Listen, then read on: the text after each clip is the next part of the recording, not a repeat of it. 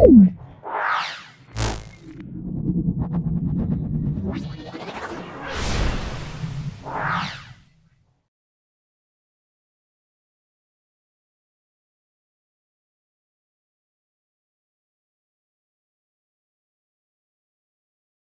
নম্বর school Shyambazar AV school.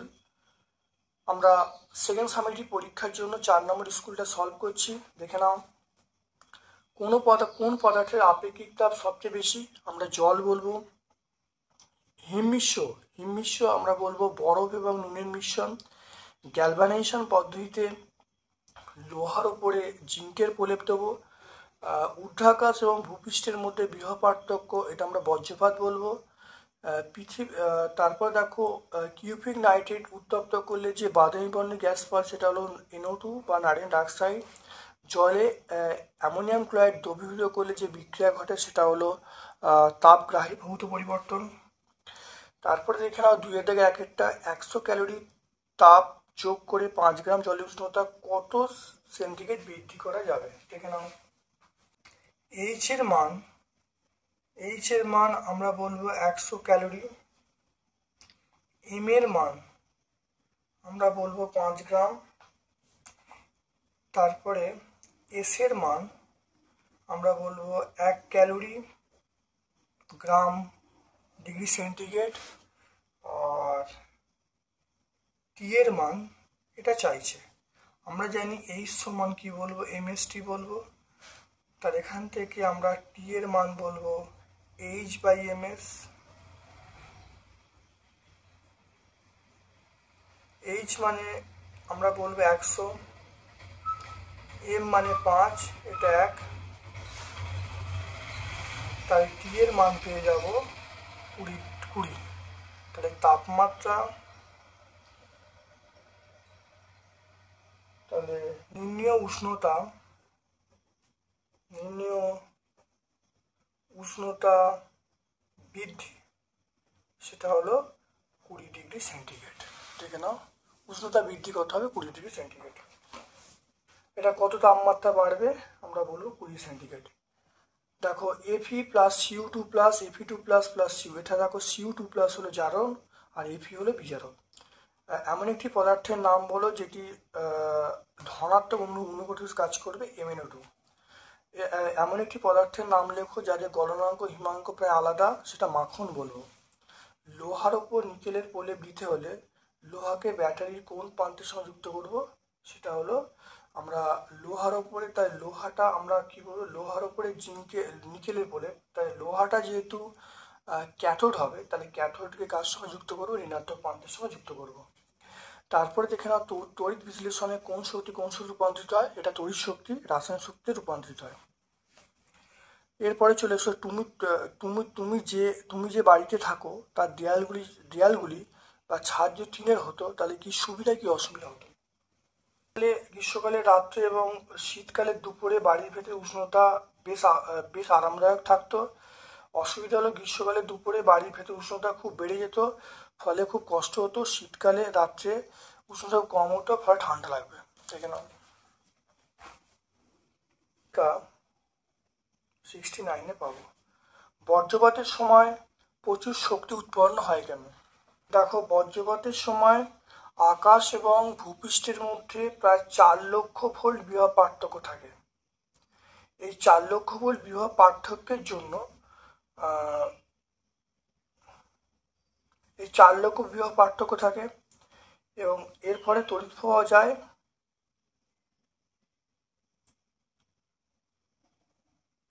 আকাশ এবং ভূপৃষ্ঠের মধ্যে প্রায় 4 লক্ষ বিভব পার্থক্য থাকে। এর ফলে প্রচুর তড়িৎ প্রবাহ হয় এবং প্রচুর শক্তি উৎপন্ন হয়। বলতে পারি, দেখো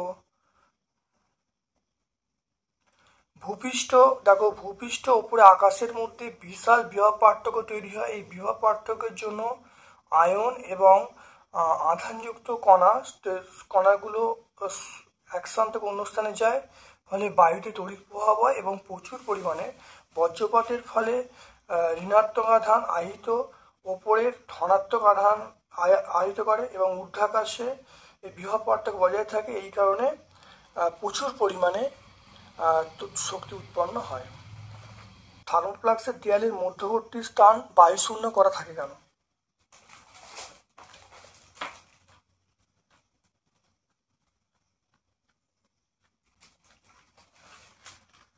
দেখো, থার্মোফ্লাক্সের দেয়ালের মধ্যবর্তী স্থানে বায়ুশূন্য থাকার কারণে পরিচলন এবং পরিবহন পদ্ধতিতে তাপ বাইরের তাপ ভেতরে, ভেতর তাপ বাইরে আসতে পারে না। দেখতে পাচ্ছ? তাহলে আমরা এইটা বলবো, মাঝখানের দেয়াল বায়ুশূন্য থাকার ফলে পরিবহন পরিচালন পদ্ধতিতে পাত্রটির বাইরের তাপ ভেতরে, ভেতরের তাপ বাইরে আসতে পারে না। বিশুদ্ধ জলে তড়িৎ পরিবহনে সামান্য অ্যাসিড মেশানো হয় কেন? তাহলে দেখো, বিশুদ্ধ জল তড়িতের কুপরিবাহী। বিশুদ্ধ জলে সামান্য অ্যাসিড বা ক্ষার যোগ করলে দ্রবণে আয়নের সংখ্যা অনেক বেড়ে যায়, ফলে ওই দ্রবণ তড়িতের সুপরিবাহী হয় এবং তড়িৎ বিশ্লেষণ ঘটানো সম্ভব হয়। পেলাম। তারপর জলে তড়িৎ বিশ্লেষণে ক্যাথোডে কোন আকৃষ্ট হয়? দেখো, জলে তড়িৎ বিশ্লেষণে আমরা বলবো ক্যাথোডে দেখো H+ আয়ন। দেখো, ক্যাথোডে H+ আয়ন যায় এবং H+ আয়ন থেকে H পরমাণু, H পরমাণুতে H2। তো দেখতে পাচ্ছ ক্যাথোডের বিক্রিয়া দেখতে পাচ্ছ। কঠিন ম্যাঙ্গানিজ ডাইঅক্সাইডের সঙ্গে লঘু হাইড্রোক্লোরিক অ্যাসিডের বিক্রিয়ায় কি উৎপন্ন হবে? HCl প্লাস MnO2, এটা উভমুখী বিক্রিয়া করবে MnCl2 প্লাস Cl2 প্লাস জল। এখানে 4 হবে, আর এখানে দেখো 2 হবে, জলের আগে 2 হবে। এটা তাপ প্রয়োগে বিক্রিয়াটা ঘটবে, এটা বলবো জারণ বলবো।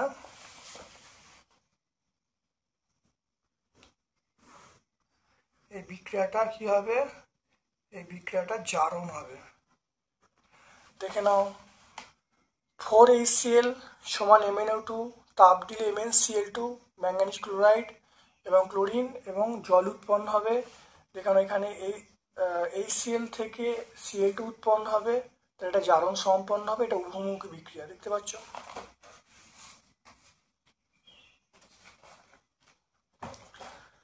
এরপরে চলে এসো, শীতকালে পাখিরা কখনো কখনো পালক ফুলিয়ে থাকে কেন? শীতকালে পাখিরা কখনো কখনো পালক ফুলিয়ে থাকে কেন? শীতকালে পাখিরা পালক ফুলিয়ে রাখে শরীর গরম করার জন্য। পালকের ভিতরে ফাঁকে ফাঁকে বায়ু থাকে, বায়ু তাপের কুপরিবাহী হওয়ায় শরীরের ভেতরের তাপ বাইরে আসতে পারে না, ফলে দেহটা গরম থাকে।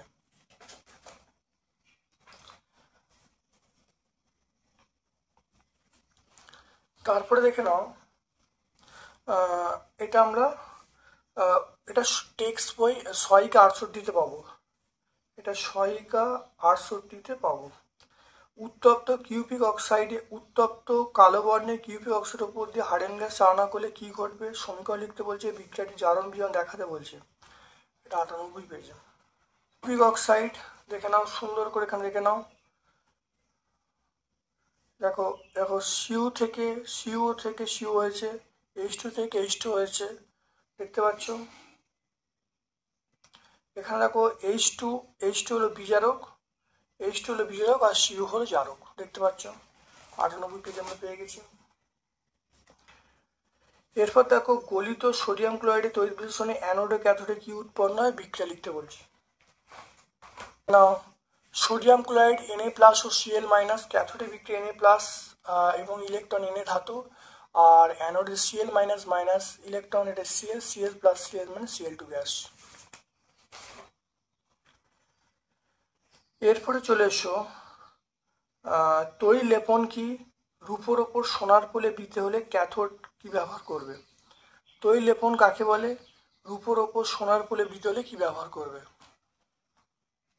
দেখো দেখো, লোহার ওপরে জিঙ্কের প্রলেপ দেওয়াকে আমরা তড়িৎ লেপন বলবো, দেখতে পাচ্ছ। লোহার ওপরে জিঙ্কের প্রলেপ দেওয়াকে আমরা তড়িৎ লেপন বলবো, আর যে লোহাটা পাওয়া যায় সেই লোহাটাকে আমরা বলবো গ্যালভানাইজড লোহা। আচ্ছা, এরপর দেখো পরেরটা কি বলা আছে? রূপোর ওপরে সোনার প্রলেপ দিতে হবে। তাহলে রূপোর গহনা, দেখো রূপোর গহনা, রূপোর ওপরে সোনার প্রলেপ দিতে হলে তাহলে রূপোটা আমরা কি বলবো ক্যাথোড, আর সোনাটা কি বলবো অ্যানোড। তারপর দেখো বর্জ্য নিরোধক কি, এটি কিভাবে কাজ করে। দেখে না, বর্জ্যপাত থেকে বাড়ি বা বাড়ির মধ্যে বৈদ্যুতিক সরঞ্জাম রক্ষা করে বর্জ্য নিরোধক। বাড়ির সবচেয়ে উঁচু স্থানে একটা ধাতুর দণ্ড আটকানো আছে।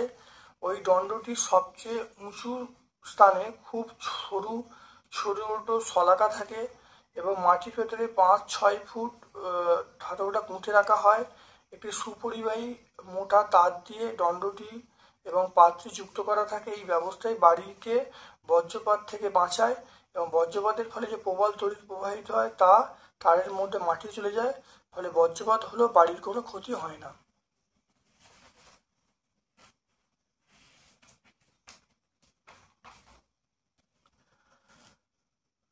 এরপর দেখো লাইফ সায়েন্সের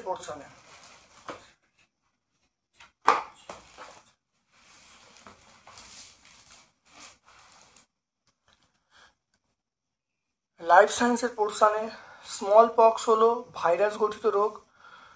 কোনটি মাইনার কার্পের উদাহরণ সেটা আমরা বাটা বলবো। কোনটি মুরগির মাংস উৎপাদনকারী জাত নয় সেটা লেঘর্ন। কালা জ্বরের অপর নাম রেড প্লেগ, এটা একদম মিথ্যা। পশ্চিমবঙ্গে আমন ধানের চাষই বেশি হয় সত্য। পুরুষ মৌমাছির কাজ হলো মৌচাক তৈরি করা, এটা পুরুষ মৌমাছির মৌচাক তৈরি করা অংশ করে না, এটা প্রজননে অংশগ্রহণ করে। তারপর দেখো 3 দাগের 1 ডাল জাতীয় গাছের মূলের অর্বুদে রাইজোবিয়াম থাকে। ড্যাশ মেশিনের সাহায্যে আমরা ফসল তোলা মাড়াই ঝাড়াই করি। হারভেস্টার এর সাহায্যে আমরা ফসল তোলা মাড়াই ঝাড়াই সবই করি।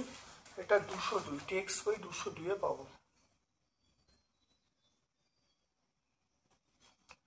ড্যাশ ইঞ্জেকশন দেওয়ার ফলে স্ত্রী মাছ এবং পুরুষ মাছ শুক্র নিঃসরণ করে, এটা পিটুইটারি গ্রন্থির নির্যাস। আমরা কি বলবো পিটুইটারি গ্রন্থির নির্যাস। পোলিও একটা আমরা বলবো ভাইরাস গঠিত। 2,4-D হলো এটা বলবো আগাছানাশক। আর ঘেঁষুরুই আমরা বলবো বহিরাগত কার্প। চলে এসো 5 দাগের প্রশ্ন। দেখো এনপিকে সারের পুরো অর্থ কি, 198 থেকে আমরা পাবো। এনপিকে আমরা বলবো, দেখো এনপিকে এটা একটা রাসায়নিক সার। এটা হলো এনপিকে হলো দেখো নাইট্রোজেন ফসফরাস পটাশিয়াম। এন মানে নাইট্রোজেন, পি মানে ফসফরাস, কে মানে পটাশিয়াম। দেখতে পাচ্ছ।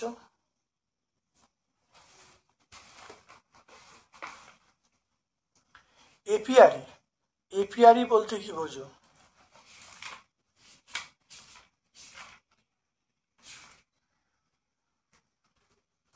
এপিআরি মানে হলো যে মৌমাছি পালন করার জন্য মৌমাছি যে প্রাকৃতিক জায়গা ব্যবহার করা হয় তাকে এপিআরি বা মধু পক্ষীশালা বলে। তারপর দেখে নাও 2টি ভিটামিনের নাম লেখো যা মুরগির ডিমে পাওয়া যায়। 2টি ভিটামিনের নাম লেখো যা মুরগির ডিমে পাওয়া যায়। বলবো এ বলবো, বি বলবো, ডি বলবো, ই বলবো, এর মধ্যে যে কোনো দুটো তোমরা বলে দেবে। তাহলে আজকে আমরা 4 নম্বর স্কুলটা সলভ করলাম। ভিডিওটা দেখো, অত্যন্ত কার্যকরী ভিডিও। আশা করি তোমরা অত্যন্ত উপকৃত হবে। আমার পক্ষ থেকে সকলকে ধন্যবাদ এবং শুভ কামনা জানাচ্ছি।